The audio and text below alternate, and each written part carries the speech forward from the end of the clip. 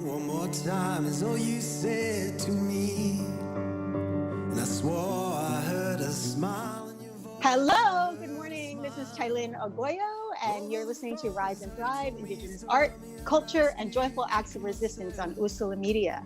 Today, I have an exceptional, wonderful guest with me. We're having technical difficulties. I have Beth Piatote is here. Just hang on one sec, folks. Beth Piatote is here. Okay, we're back. Sorry about that. Beth Piatote is a writer of short fiction, personal essay, drama, and academic essay. She's an associate professor of Native American Studies and affiliated faculty in linguistics, American Studies, and theater, dance, and performance studies at Berkeley. In addition to writing, Beth is devoted to Indigenous language revitalization, focusing on Nez Perce language and literature. She is Nez Perce, enrolled with the Colville Confederated Tribes. Welcome, Beth. Thank you for being here so early in the morning, California time. Tatsmewi Oikalo. Thank you, Katsuyo Tailin, for inviting me here today. I'm so excited to get to talk to you. I'm so happy to see you. And yes, I dropped my phone is taped to the wall and it dropped, but I'm all set up now. So I want to share that Beth and I met only maybe 6 months ago. We were working on a project at Haverford College that, so it's really exciting because our project kind of ended abruptly with everything that happened with this global crisis we're going through. And so it's just really a lift. And it's just so wonderful to be able to see you, Beth, now after a couple of months of not being able to and not being able to continue our project. So I'm really excited to chat with you. So if you can give our audience a little background about yourself, and then we can go from there. Okay. Thanks, Tailin. Yes, I feel like that was such a great connection to be able to meet you in Philadelphia and work with our partners in Haverford. What we had planned to do was to work together to stage a play that I had written and that is included in my short story collection that came out in October, called The Beadworkers. So let's see, what do you want to know about my background? Just that I am a writer and I'm also a professor and an academic, and there's sometimes people ask me about doing these things that seem to be different kinds of professions, to be a writer, a creative writer, or to be an academic writer. But to me, they're just different genres of thinking. And I think that there are consistent themes that go through my academic work and my creative work that just have to do with the kinds of struggles we have as Native people living in this world, dealing with history, dealing with law, dealing with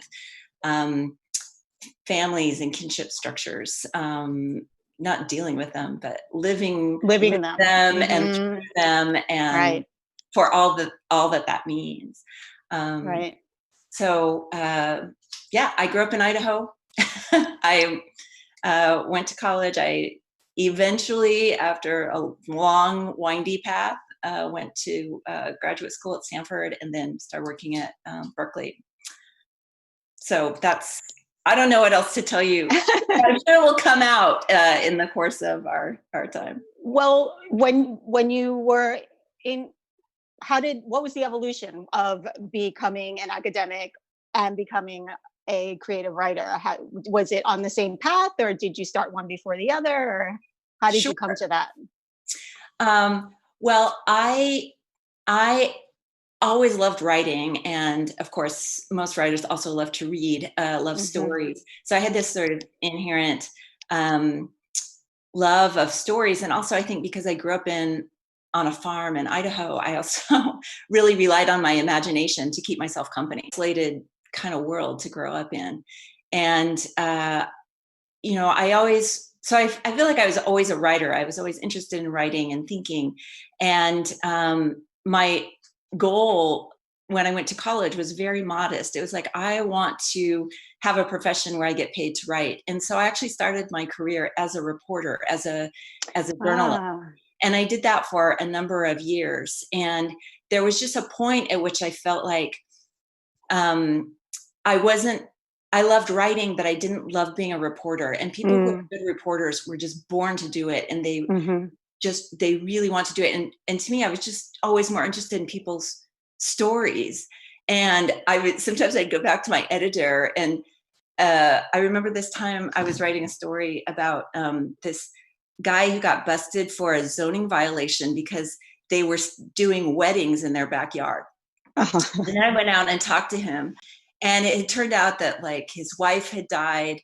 And so like he therapeutically had like created this huge garden, like he transformed his backyard into a garden, just dealing with the death of his wife. And then people started asking him about weddings and things like that. So I go back to my editor and I'm like, this is a beautiful metaphor. This guy's grief is turning, and it's like, this is a zoning story. This is about a zoning problem.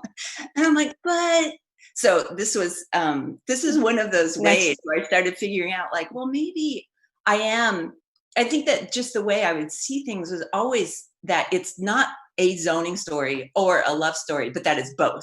Right. And I think all of my work deals with law and love, like if I had to say, like somehow. And so I just, I stepped back from my job as a reporter, and I went to work part-time at the University of Oregon because I was living in Eugene at the time and working at the newspaper there. And I was working part-time so that I could also spend time on my writing and sort of freelance writing. And I just wanted to figure this out. And because I was a part-time employee at the university, I got to take classes for like $15 a term. Okay. So I started taking these graduate courses in comparative literature and in English and in creative writing. And after a few years, I kind of came to this this set of ideas that I wanted to work on in graduate school that had to do with looking at early assimilation era Native writers and how they were writing about law in their stories and novels. And so that sort of became the trajectory of my academic work. And one of the things that brought me to that was actually talking to Mark Trahant. We were at this, Mark Trahant is the editor. So I knew him through the journalism world, and we were at this reception where they were serving fry bread. And I asked him, where did fry bread come from anyway? And he said, don't you know? It's the federal diabetes program. And just that there's this way that Native people are always making jokes about the things that are most painful, but within the joke is a lot of history. Yes. And there's a lot of turning around, because you do have to know like that fry bread came from commodities in 19th century time of rations. And, and the joke makes you laugh, but it also puts a lump in your throat at the same time. And so I thought, well, and this is something I see Native people constantly doing, is constantly turning things around. And I thought, well, if we're doing it now, they must have been doing it in the 19th century too. And so how were those writers like always turning it around and always taking sort of these material parts of our world to show the political elements of it? And that's what I became really interested in. So then that's brilliant. So what did you find? Well, I really was interested in how the assimilation era attacked Indigenous families. And so I went back and I was looking at these late 19th century, early 20th century writers and how they were writing about family structures and writing about the structure of paternalism that's built into our legal system as Native people. And looking at how they were challenging these ideas. And of course, I found that they were turning things around, talking about the material worlds in which they were living, that their writing was deeply political.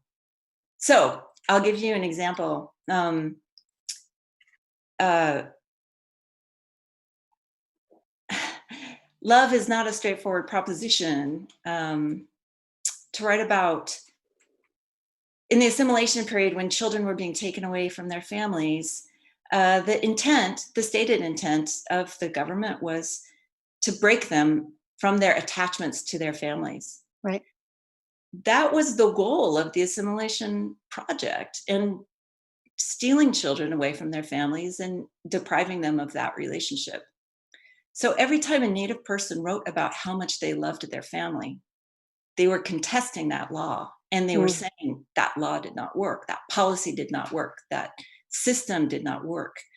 I love my family. I love my parents. I love my siblings. So that's where you have to see, where is the law acting? How are people also acting in that same space? How can we see the very deep politics of the people acting at that time? It wasn't that they were accepting what was happening to them. They were deploying love and connection to their homelands that were also being chopped up under their feet by the allotment law. And so I just think, so I think all of my work centers on the family and on how law is working through the family, and also the question of like, how did Indian people survive this? How do people survive? Well, that leads us to, you were going to read from Feast. I have a little note here. This is this is Beth's newest work, The Beadworkers Stories, and Beth is going to read from Feast 2, and we'll have a even greater understanding of what she just shared with us after she reads this piece. So I'm going to read an excerpt from a trilogy or a triptych called Feast. And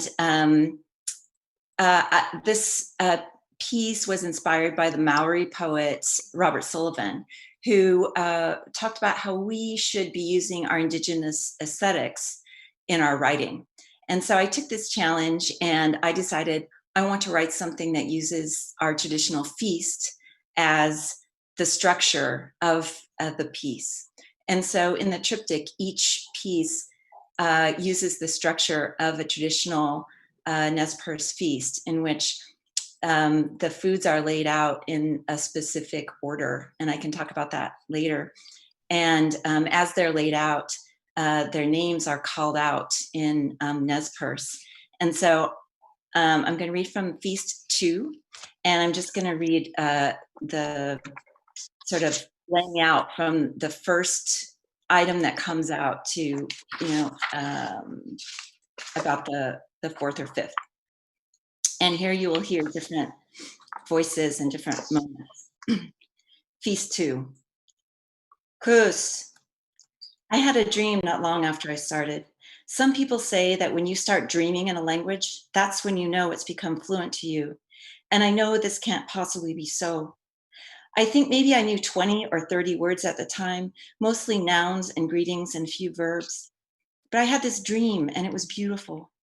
In the dream, I saw the longhouse at Nespelem, and on the side of the longhouse, I saw clearly this word, Hein, arrival. I woke just then, suddenly, and as I woke, I heard my own voice say, Paitsa, I'm coming, I'm arriving.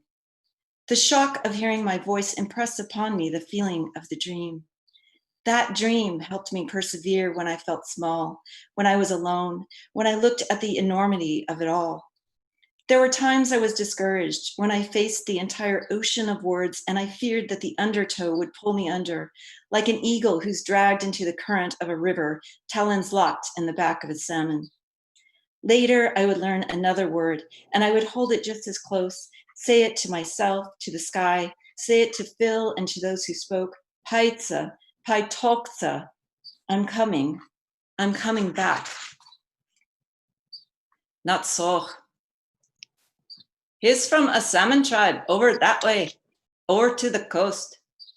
And his tribe got terminated. I don't know why, but folks around there stopped. Maybe it was a dark time for them, but they gave up the salmon ceremony, all them, except this one guy. That's not something to do with just one person, but he did. Not even his family came. Some of his own people got on him, went hard on him for doing that. And maybe it wasn't right to do it that way, just he alone. I know that man. He's stubborn. He don't care. 8, maybe 10 years like that. He kept it up all alone. After that, people start coming back. Now you go over there to salmon ceremony with them, and there's hundreds of people there. Not even all them know this story, but it's true. Wewukia. The animals help us. We know this from the old stories from when the world was coming to be, and the animal people offered themselves to us, each in their own way, each one in order. And still they offer themselves to us. A few years ago, I saw a photograph in the newspaper of a ship in the Pacific Ocean headed north. The ship was bearing the ancestors and belongings of the Haida Gwaii people. The ship was carrying them back home, bringing them home from a museum. So there was this ship headed north, and in front of the ship, leading the procession, was a bald eagle flying in the sky. And swimming alongside the ship, cresting with the waves, was a pod of killer whales. They traveled all that way along the Pacific coast, all the way home. The animals help us. We know this from the old stories, from family stories, from court stories. I know a story that's happening right now about a man who called on an elk to help him, and the elk came to his aid, and now the man is in court. But listen, this is a good story. You see, the man is Sinicht from north of here. Many years ago, the Sinicht people were suffering from smallpox. They were weakened, and the Canadian miners and settlers hunted those people down, drove them out of their homeland. The survivors came to us for refuge. We took them in, and now they're strong again. Here we call them the Lakes people. But they never stopped wanting to go back, or going back, in fact, to visit their homelands and hunt. Canada, in the meantime, decided the Sinicht were extinct and extinguished their rights. But the Sinicht people are still alive, and so are their rights. A few years ago, one of those unextinct Sinicht men killed an elk in his homelands. Then he called the game officials in Canada and turned himself in. They took the bait. When the province pressed charges against him for taking big game without a license, he pleaded not guilty. He cited his Aboriginal rights to hunt in his own territory. And now that case is in court, and Canada will have to look at that man standing in the middle of the room and all his people around him, and Canada will have to admit that the Sinicht are not extinct. The Sinicht man is very brave, and so is the elk who gave himself. That man and that elk knew each other from long ago. They met in dreams and sweat, blood and forest. The man needed the elk. The people needed the elk. Without the elk, there would be no case, no path home, no court for the man to present himself to the state and say, "We are alive." It's such a power. That's so powerful. It's so beautiful, Beth. How do you feel after you read your pieces aloud? Usually I'm with an audience where I feel their energy and I feel their connection. And I know that these stories are real stories. And I know that the stories themselves are connecting with people. And even just the two of us here, I can feel energy, because that story about the elk and the man, about languages coming back, about people persevering, those are real stories. About right. People persevering, persevering and affirming our place in the world. Mm-hmm. It's very real. And on that, we're going to take a quick break. Okay. And we'll touch upon the connection, and we'll talk more about the book when we get back. This is Rise and Thrive on Usula Media. Tailinh Agoyo here with Beth Piatote. We'll be back.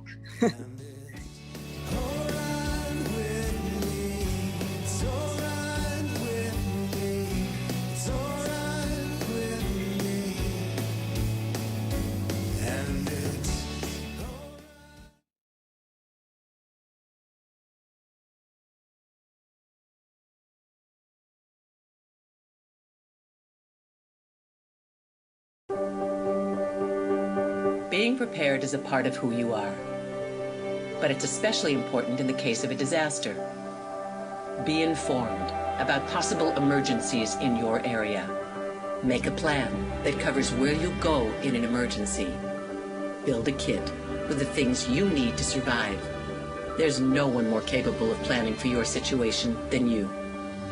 Start your plan today. Go to ready.gov/myplan.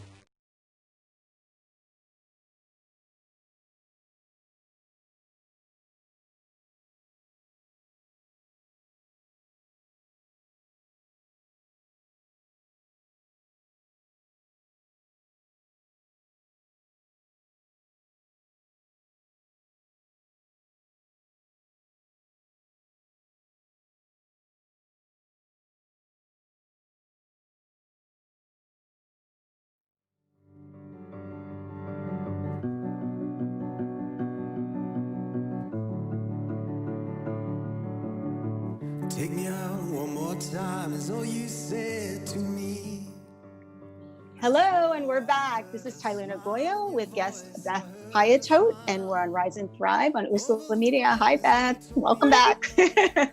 So just before break, you read us an excerpt from one of your stories, and we were talking about your stories are so layered, and they're so profound, and when you read them, they really touch upon, like it takes you to a place, but it also touches upon our own experiences as Indigenous people. And I know when I read that story, I just felt like, yes, I was like cheering for them in court, I was like, yes. So what's the reception that you get from people when you go out into the world who have read your work, Indigenous and non-Indigenous people? And how do you feel your book brings that connection about for all of us?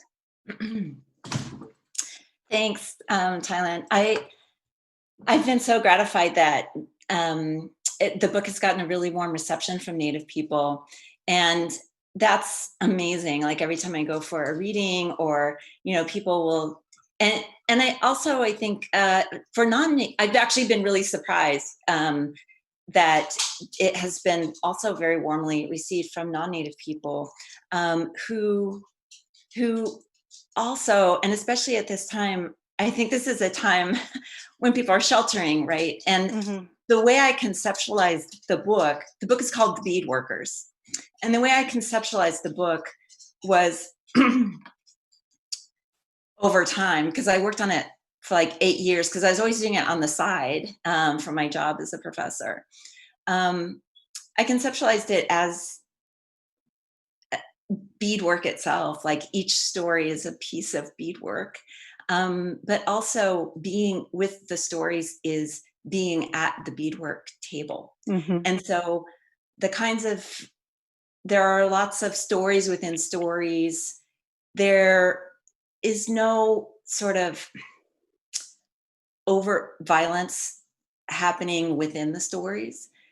People are living with violence in their lives. We're all living with a violent history with its ongoing rippling effects. It's a texture of our lives. Right. But it's not happening in the exact moments of the stories in the book. So I imagined the space of the book as a beadwork table, and my experience of the beadwork table is this is a place where people come together bearing all of their pains and joys and sit around creating art and making each other laugh and recreating culture. Well, that's what I noticed, right, when I was reading the book, that all your stories take their time to unfold. And just like this beadwork table that you're saying, like when you're creating, you're adding a bead and you're adding a bead and you're sewing each piece on, and it develops into this beautiful art piece. And reading your stories, it feels exactly that way. And you're wondering what's happening. And like you said, and that's interesting that you said that, because I didn't consciously know that. I didn't consciously think about that there's no violence, but there are all the characters are dealing with violence on some level in their lives. But that it's not overtly there. Mm-hmm. And but to watch and to read how everything unfolds is so interesting. And I found it to be very like delicate and beautiful, but also very there was a lightness and a heaviness at the same time. I feel like that's what our lives are, you know, like, right, exactly. And I feel like one of the things about this period of COVID that we're in is that the whole nation, the whole world is in a space of refuge, of shelter, right? And I wanted to create this book as a place of refuge where people where especially Native people are my primary audience, but I think other people have found it as a sheltering book too for themselves, because they can relate to the characters, that the characters have these sort of, like everybody, life challenges, have these right. Losses and loves and hopes and comic mishaps and all kinds of things, right? So people can come in through the characters and feel that sort of shelter. And, you know, I think I said earlier that one of the questions that's always driving my work is, how do Indian people survive? And so when I look at what Indian people have survived, and I say, oh, we still have each other, we still have our lands, we still have our relationship to our land. So part of setting the book up with feast at the beginning is we still call out the names of our of water, Coos, you know, Wawukia, elk, you know, we call out their names. We still do all our ceremonies relating to water, land, roots, berries, stem, and I just said all of them in the wrong order, but say them in the right order. They're in the right order in the book. But we have kept all these systems in place despite everything. We still have our beadwork, our baskets, our pottery.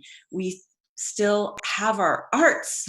Our arts are and I think this is something that I really respect about your work, is the centering of our arts as the core of our survival, of this this way that people survive. And it's true. Right. My auntie who lived at Umatilla, Teresa Eagle, she was a master beadworker, and I would watch her. She taught me how to bead, and she could pick beads that made the pattern pop. I don't know how she did it. She just had this eye. And there was a point at which I was like, I don't think I have that thing that she has, but I can do it with words.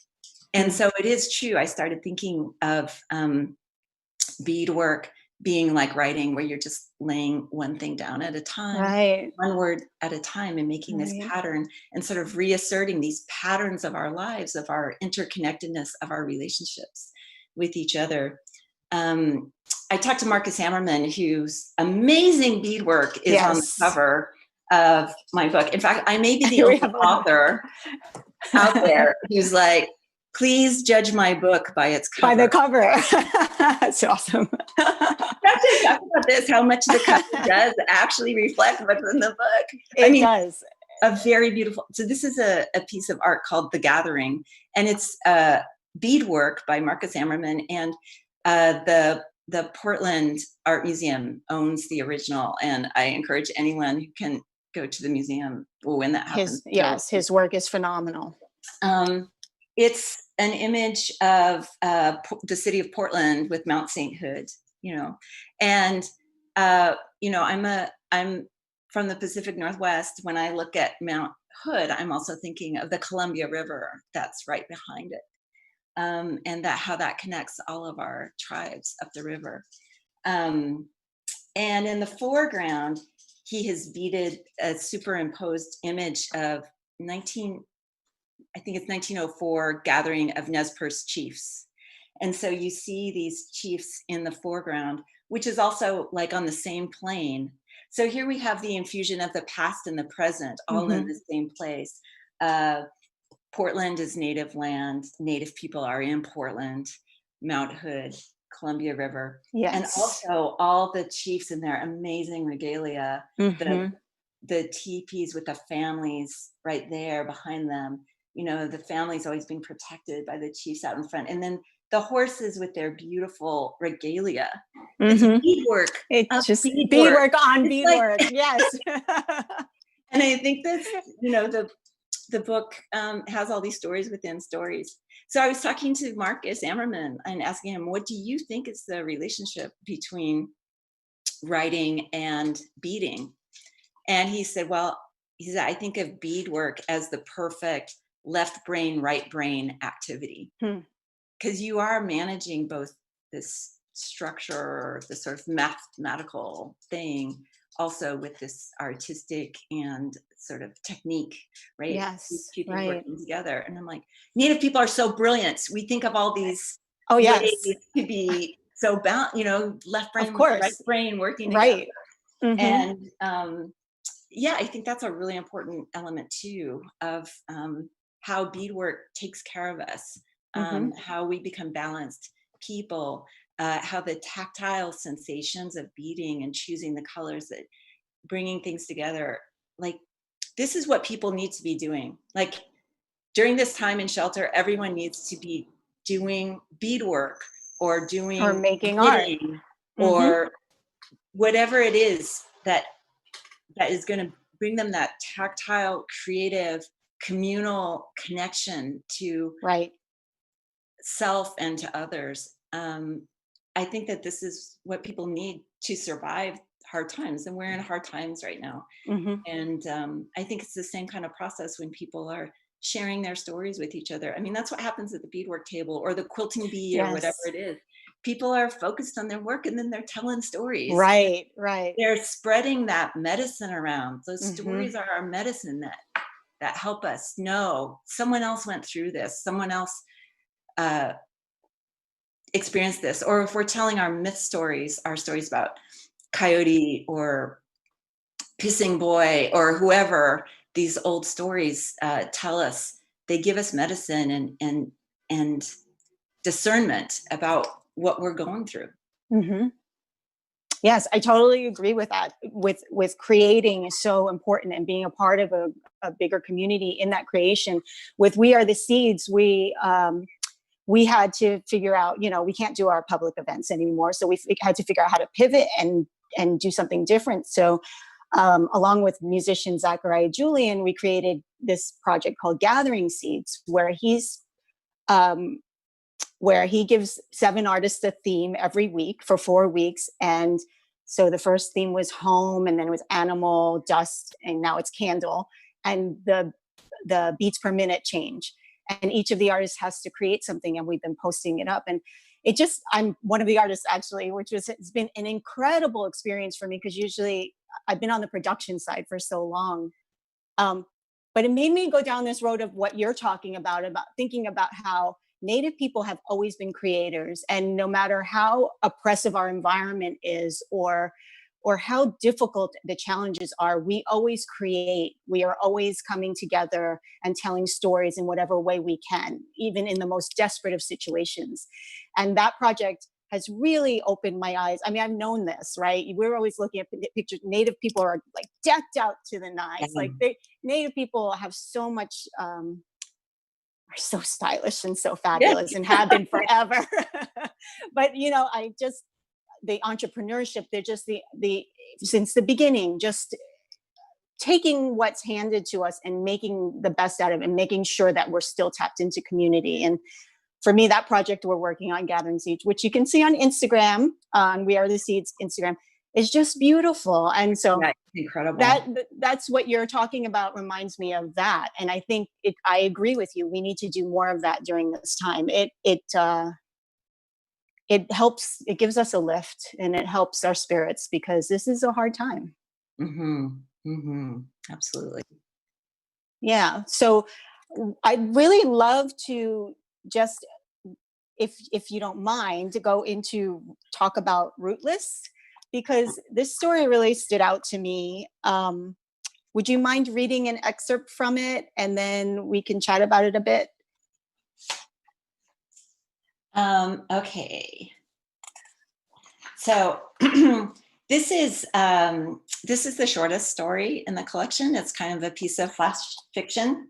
Yeah. And the setup is simply a woman is getting on a bus, a shuttle bus, to go from the Oakland airport to the BART station, and she's on her way home. So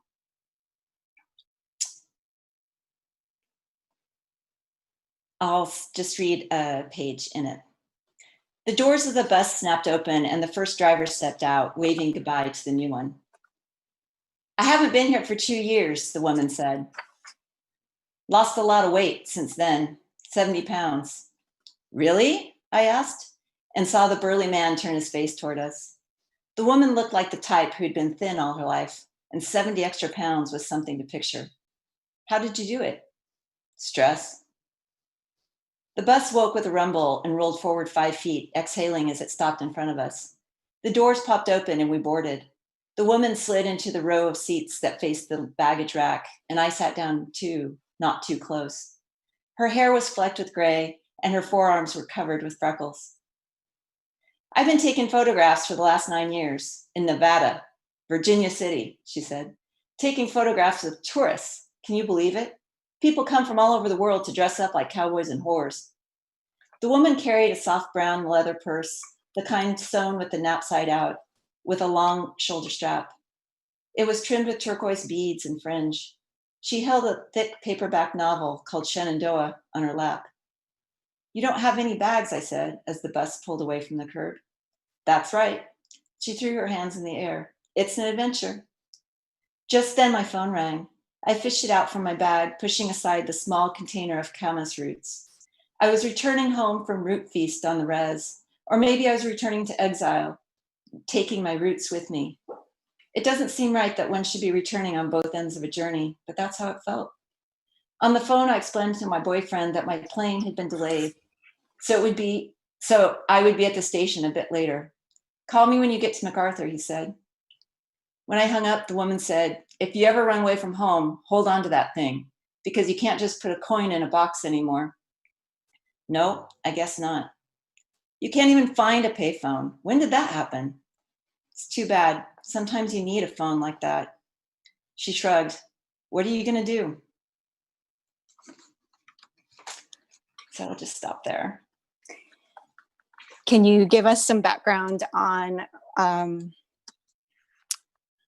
I love the conversation between these two characters, and I just would like to hear more about how they came to be. And you're not reading. Everybody should pick up this book so you can read the end of the story too.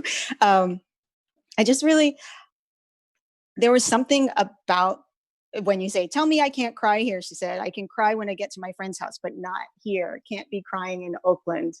There were just these things that they said that were so beautiful, and they were just strong. Do you want me to read the second part or just tell you what happens here? I think you can, it's up to you. Whatever you think is best.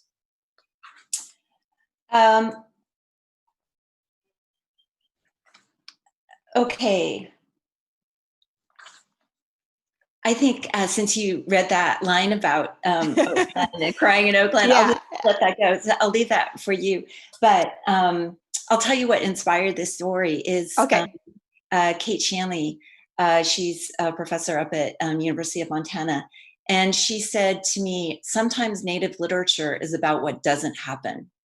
And so my intention in writing this story called Rootless was, this is the story about what doesn't happen. In this story, a young Native woman is navigating the city. She's helping this non-Native woman who has been abused by her husband and is running away from home because her husband had been beating her. And she ends up on this bus with this Native woman. And in this story, it's the Native person who's looking upon a non-Native person and feeling the suffering that she's going through and trying to help her. Right. And that's the story that you don't usually see. That's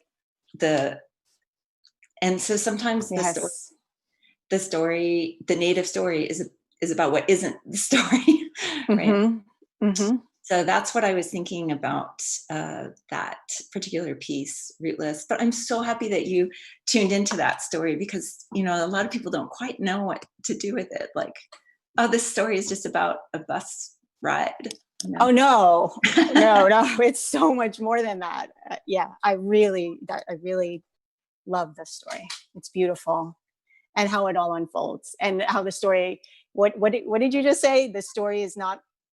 Say again what the woman told you. I forget. Oh, sometimes Native literature is about what doesn't happen. What doesn't happen, right? Yeah, and so I think that sometimes, so we can think about this, very relevant situation that we're dealing with right now.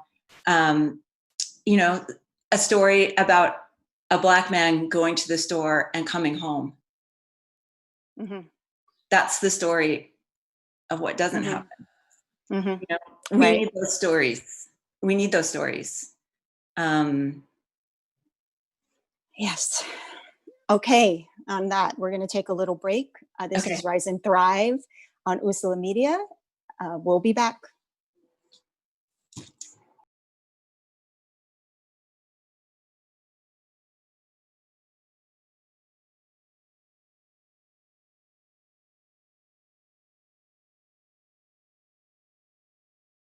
I came out in the 11th grade.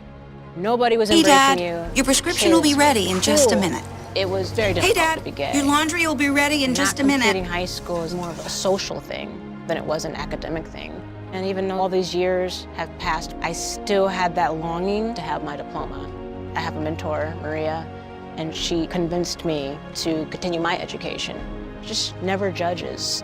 She's a true role model. From the depths of my heart, I thank you, Maria, for being a friend and a beautiful person. No one receives a diploma alone, and I'm honored to share this moment with you. Thank you. If you're even considering getting your high school diploma, go get it. You can do it.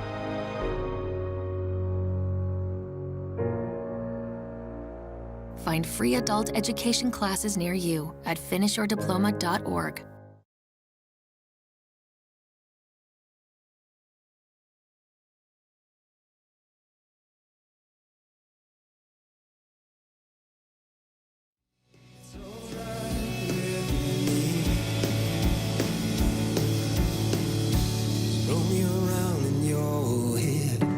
One more time in your bed. Tell me a lie so I can play along. And it's alright with me. It's alright with me. It's alright with me.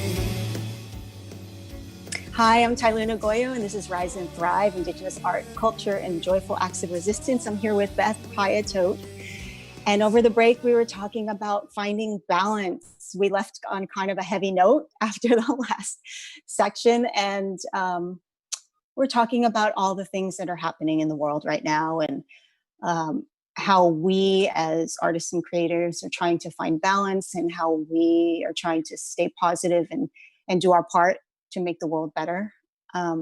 So what do you think? I mean, obviously it's been a very deep time where a lot of things are, nothing's different. Things have not changed. These things have been happening all along, but we're seeing it more now. So how has it impacted your life, especially being under quarantine? And how do you feel like what do you do to help, to work through this process during the days? Yeah, I think that creating is really important. I think staying healthy, keeping ourselves healthy. Native people have really high suicide rates, especially Native youth. And we have to keep telling them how important it is just to stay alive, to take care of our physical and spiritual health. That's a job. That's our job to do right now. We also have to be demanding justice, and people are doing it on the streets. And I'm really, that's what has to happen. We have to make those demands, but we also have to pray. We have to be spiritual. We have to take care of our spiritual lives. And another reason why I call this collection the bead workers is because beading, the origin of the word to bead is to pray. And I do think of this meditative practice of beading, of being together, intentions. It's also prayer. And that is partly how people survive too. And so we have to take care of our spiritual lives, even as we're being active in other ways too. And the people who are on the streets now, that those are very loud prayers, demands for justice. Right. But we can also be praying at home in everything we do. And I'm not saying this in any kind of religious way. There's one of my stories is called Falling Crows, and it's very much about dealing with life as it is, with loss and tragedy, and living through death, amputations, different kinds of losses and returns. And there's a line that says, everyone on the reservation prays, whether to God or creator or both. And I just feel like that is something that Native people do consistently, is they pray, and without ever being specific about where those prayers are going. The prayers are about having a healthy spirit and a healthy heart. And so moving something from your heart outward, wherever it goes, that's the way I think of praying. And so I remember being in a sweat with a bunch of women one time, and one of the women prayed, I'm praying for the ones who don't know we're praying for them. And I think that that's going on all the time. That's part of our survival, is those people who are praying for people who don't even know they're being prayed for. That deep caring, that's very important work that we have to do. We have to bring medicine into the world first for ourselves, because we value ourselves as Native people. We value who we are and our ongoingness. So we have to take care of our hearts and our souls and protect them, and try to be aligned with the right things, which is hard to do because our capitalist world tries to skew our affections and our energies. Yes. But we need to stay connected to the things that we know are real. So that's what people have to do at this time. This is actually there's a part of it that's a beautiful gift of essence, where we are locked down with our lives and with what we are and what we have. And we have this time of reckoning. Is my essence what it should be in the world?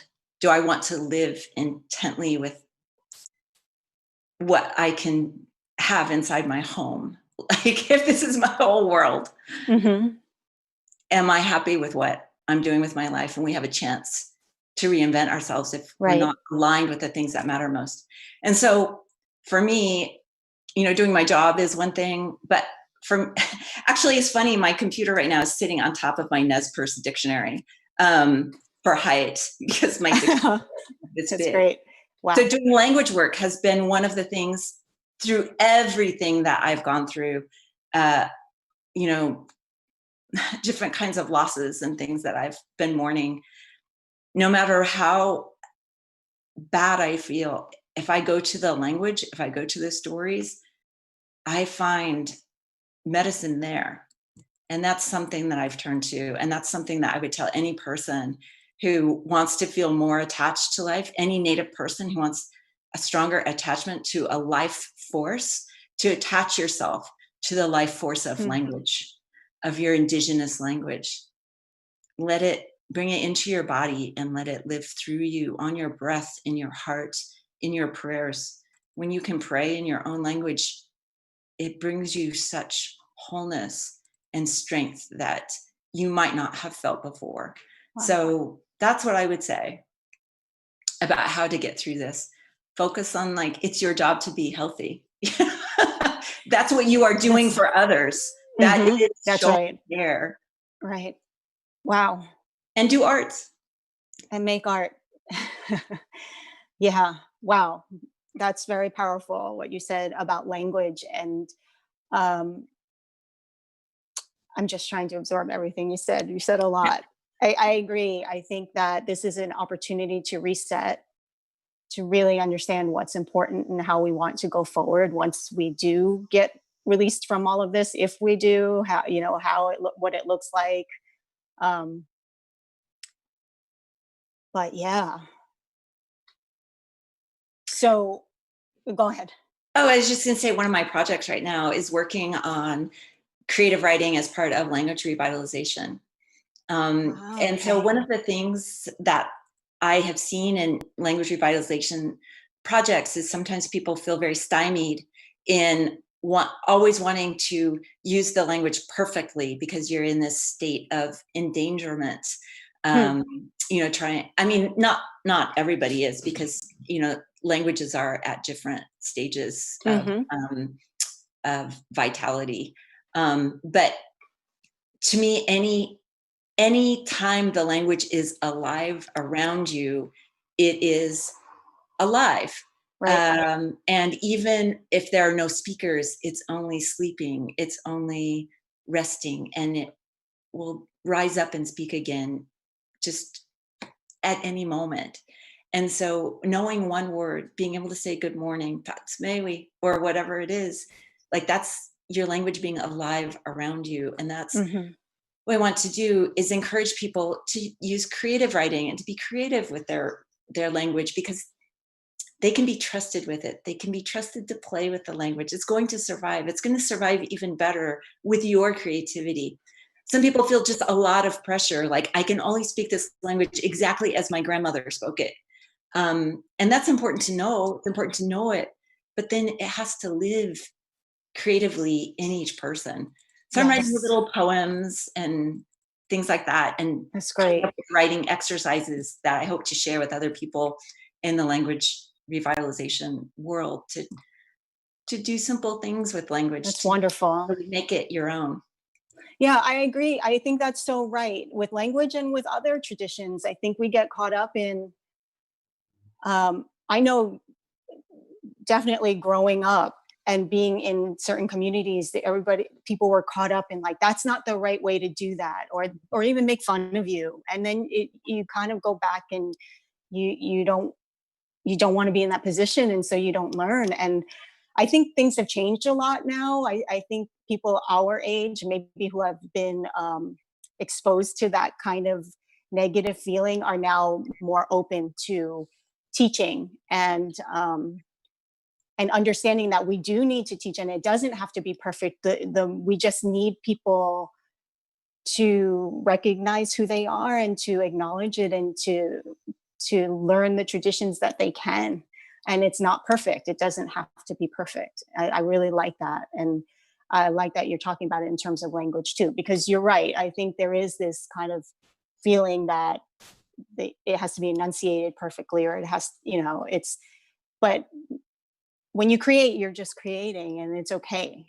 And, I think that's an amazing statement that you made there. And it's beautiful to hear that you're writing a lot. And are you getting outside a lot? Let's yes. how are you handling it? Let's talk about, like, basic stuff. Like, how's your grocery shopping going? I know, it's a big adventure like every week. Okay, go to the store. Yeah. Yeah, I always, when graduate students come in, I'm like, rule number 1, keep your butt in the chair, right? Do your work. Rule number 2, get your butt out of the chair. Like, that's it, because when you do, you sit there and work on something, and then you're like, okay, I'm going to go for a run, and then all these ideas come to you, like, go outside. That is key. Right. Anything you want to do inside, right? Like, be healthy. Yeah, I've been running and great. doing flamenco lessons on Zoom. What? Yeah, that's. Did you do that before, or this is something you Thankfully, just picked up? I did do that before, because if I had to learn from zero, it'd be really hard. That's incredible. Zoom is designed for sitting, not for yeah. things.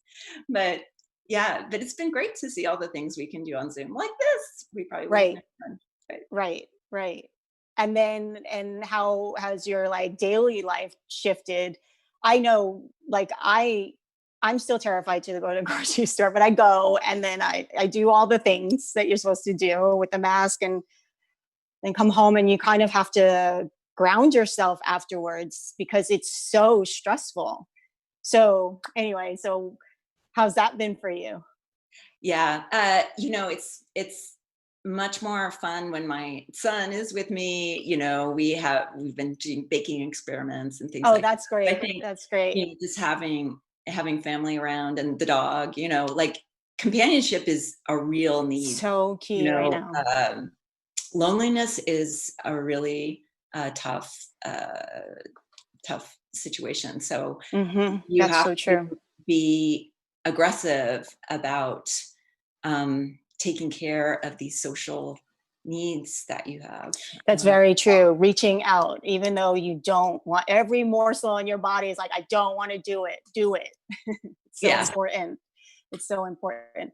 Well, Beth, we're wrapping up. I want to thank you so much for taking the time, because I know this is just a bizarre time and place, and you took the time and woke up early, and you just finished your semester. So I really appreciate you coming and visiting with me. It was so lovely to see your beautiful face and to hear you read this gorgeous book. Pick up the Beadworkers Stories by Beth Piatote. Do it today. And I wish you well, and I hope to see you soon. Oh, same to you, Tailinh. Thank you. Thank you for being such an amazing supporter of Native arts and life. It's the core of what helps us go and be the beautiful makers, beautiful people. Yes. Thank you, Tailinh. Thank you, Beth.